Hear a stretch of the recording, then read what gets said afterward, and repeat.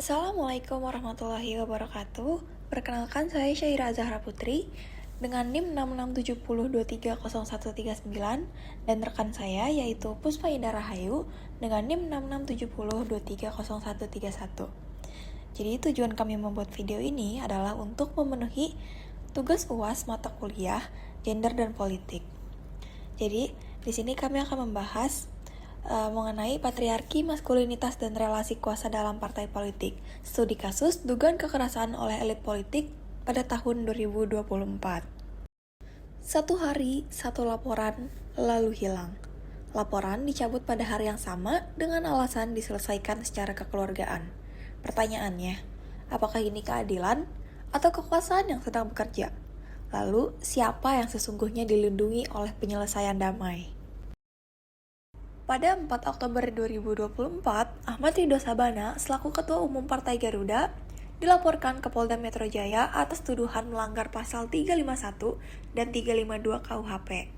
Korban adalah Nabila Aprilia yang merupakan seorang selebgram. Kasus ini sempat ditangani oleh unit Subdirektorat Remaja, Anak, dan Wanita di bawah Direktorat Reserse Kriminal Umum Polda Metro Jaya. Namun pada hari yang sama, laporan dicabut dengan alasan diselesaikan secara kekeluargaan. Lalu, mengapa ini bukan konflik pribadi? Jadi, kasus ini melampaui urusan personal karena 3 alasan mendasar. Yang pertama, pelaku merupakan pimpinan tertinggi partai yang setiap tindakannya menyentuh legitimasi institusi yang dipimpinnya. Yang kedua, proses hukum terhenti bukan karena keadilan tercapai, melainkan karena relasi kuasa bekerja di balik layar. Dan yang ketiga, partai berdiam diri tanpa sanksi internal apapun. Dan diam itu sendiri adalah sebuah pernyataan sikap. Lalu, kami memakai 3 perspektif atau 3 kerangka teori untuk membedah kasus ini. Yang pertama itu ada dari Sylvia Walby yang memberi kita konsep patriarki publik, bahwa institusi politik bukan ruang netral gender.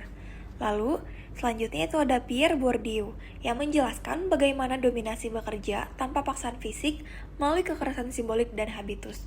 Dan yang terakhir itu ada dari Raywin Connell yang mengungkap bagaimana maskulinitas hegemonik menjadikan kekerasan sebagai alat mempertahankan dominasi. Ketiganya ini saling melengkapi untuk memahami mengapa kasus seperti ini bisa terjadi dan terus berulang.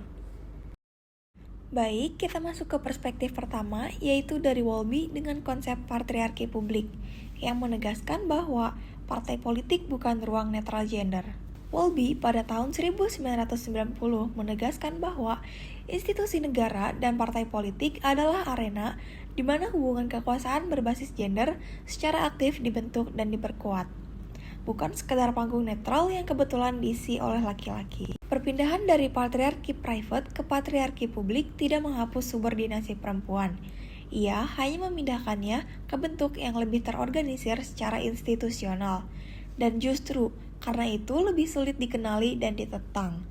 Dalam partai politik, hal ini berarti perempuan dikecualikan bukan lewat larangan tertulis, melainkan lewat norma, budaya, dan aturan tak tertulis yang sudah mendarah daging. Lalu selanjutnya ada dari Bourdieu yang menjelaskan kekerasan simbolik. Kekerasan yang tidak kelihatan tapi paling mematikan. Bourdieu menjelaskan bahwa dominasi yang paling efektif bukan yang memaksa secara fisik, melainkan yang membuat korban ikut meyakini bahwa kondisinya adalah hal yang wajar dan normal.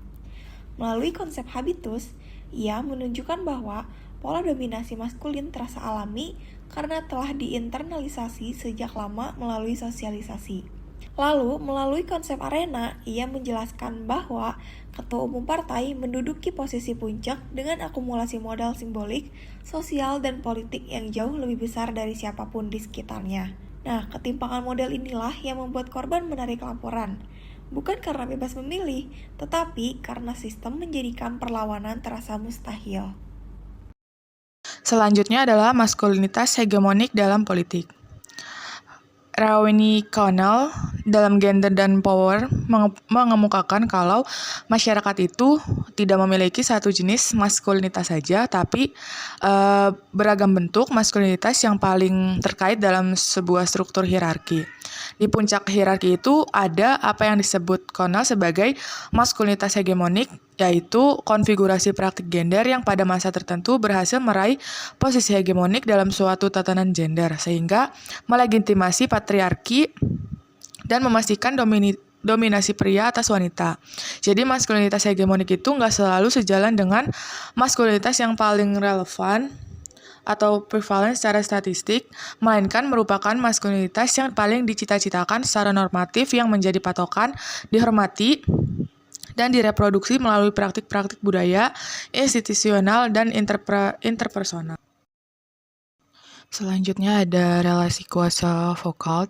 Kekerasan itu bisa ada lewat normalisasi, bukan hanya paksaan. Jadi Foucault ini mengingatkan bahwa kekuasaan itu nggak selalu datang dengan wajah represif, tapi juga bekerja melalui mekanisme normalisasi dan disiplin sosial yang membuat pihak lemah itu menganggap bahwa kondisinya sebagai sesuatu yang memang seharusnya begitu. Dalam kasus Nabilia Aprilia ini, korban itu rela mencabut laporan bukan karena kehendak bebas, tapi karena disiplin kuasa udah membentuk persepsinya tentang apa yang mungkin dan apa yang tidak.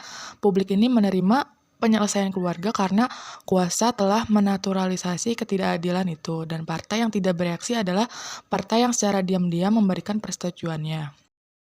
Dan impunitas elit politik ini bukan hanya sekedar kecelakaan, tapi juga produk dari beberapa kondisi yang saling menopang. Jadi pelaku ini berada di puncak hierarki, sehingga suara apapun keputusannya secara struktural lebih kuat dari korban. Jaringan patronase internal menutup ruang akuntabilitas karena loyalitas dihargai lebih tinggi dari integritas.